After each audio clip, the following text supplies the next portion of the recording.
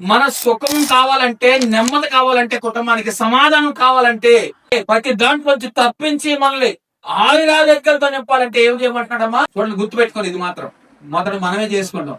మరి నా కుటుంబాన్ని దీవించండి, నా పిల్లలు దీవించండి, నైనా నా కుటుంబాన్ని కాపాడండి, నా కుటుంబం కావాలని, నాకు అది కావాలి, నైనా ఇది కావాలని మన కోసం చేసేది ఫస్ట్.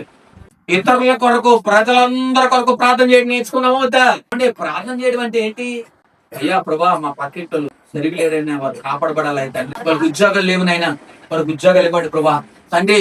మా బోరకొండ సైత్రి ప్రాంతాన్ని మార్చండి అయ్యా. మా దేశాన్ని, మా రాష్ట్రాన్ని, ప్రజలందరూ మారాలైనా, మంచి పరిపాలన కావాలైనా, నాయకులు మనసులు మార్చండి అయ్యా. మంచి పరిపాలన, ఈ ప్రజలందరూ కాపాడబడాలి, బాగుండాలని అలాంటి ప్రార్థన ఆలకిస్తారు. చూడండి, విజ్ఞాపన అంటే తమ కొరకు చేసేది. యాచన చేయండి, పట్టిందే పట్టి ప్రభా ఇవ్వండి నాయన అని బతిమాలుకోవాలి. ఆర్డర్ కూడా దేవుడికి రక్తంలో జరుగుతుంది కదా, చేయి మొరపెట్టాలి. ప్రభా యాచన చేయాలి, మొరపెట్టాలి, ప్రార్థన మీ కొరకు చేసుకోవాలి. లాస్ట్ లో అందరికంటే నేను తక్కువ అని తగ్గించుకుంటే నేను హెచ్చుగా ఉంచుతాడు. మామూలు విషయం కాదు, హెచ్చరికది. ఈ హెచ్చరికను మనం పాటించాలి.